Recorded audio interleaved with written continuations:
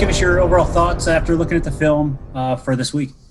Yeah, I thought the game against Northern Illinois, we grew a lot. You know, it was the first game that we had 18 assists. Obviously have to do a better job defending as far as keeping teams off the foul line. We gave up 40 free throws. That's the game. But outside of that, there was a lot of growth and just really proud of our fight. Coach, you're forced to adjust the rotation again. How did that work, and can you build on it? Yeah, I think so. I mean, I think at this point, change the rotation, alter the rotation. That's what it is right now. We'll do it again going into Western. Just at this point, our staff has gotten pretty creative on what all we can do. So I thought we could play a lot of different ways. Now our team has proven me right, and they're just being receptive to whatever we're asking of them.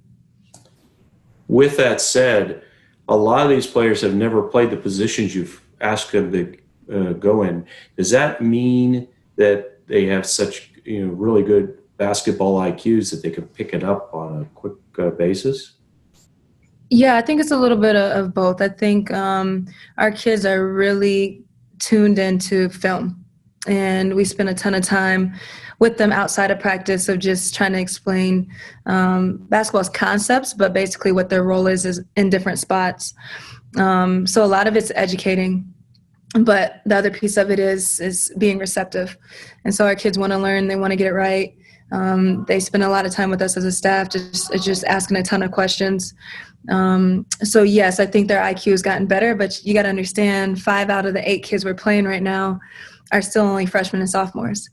And so that's just, it takes time. It's definitely a process, and I'm proud of where we're going. You put up a season high of 79 against Northern Illinois. Peyton had a lot to do with that, but there was a lot of contributors in that game. How important is it to get the confidence up, not only for Peyton, but just the rest of this group? You said, you've got, 7 others that are not that experienced. Right. Yeah, I think it's major. I mean, if you look at our whole box, you have Amani coming in and being really efficient from the floor. I think she had 8 points, but overall in the season, she's shooting 65%. So it's pretty efficient. Same thing with Jada. I think when you look at Katie Davidson, she got back on track the other night. So I think there's a lot of confidence that could have been built from our Northern Illinois game. Yes, Peyton is doing it all, but at the same time, she has teammates that are really bought into their roles.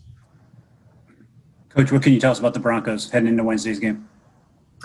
Yeah, a team that's just gritty, works hard. There is no easy night in the MAC. I mean, I think when we look at their team, they're very similar to us in a lot of regards.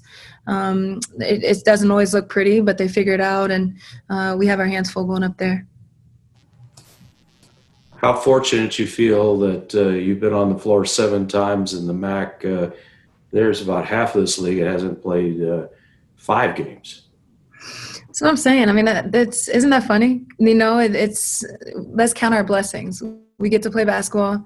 We need every one of these games to gain some experience. And that's literally what we talk about as a team is we're going to take every opportunity, win, loss, indifferent, doesn't matter.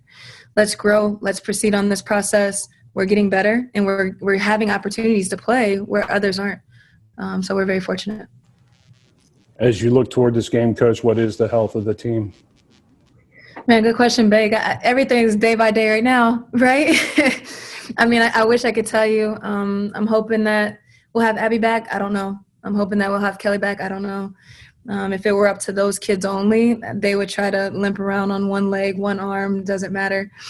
So we'll see. I mean, right now it's just a ton of walking through and educating based on film. And on game day, we'll see who we have. Coach, it's MLK Day, and when you just hear that, what does that mean to you?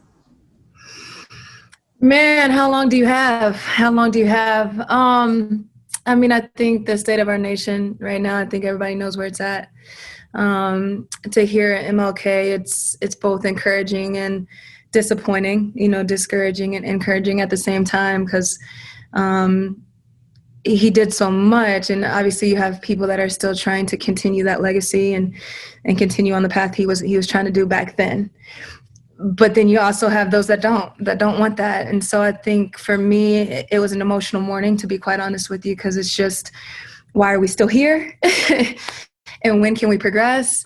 And are we progressing? And I don't know. I think more than anything this year, MLK means a lot different. It's a lot different meaning for me this year, especially based on this week. So I wish I could answer that better. I could go all day about my thoughts, but definitely emotional.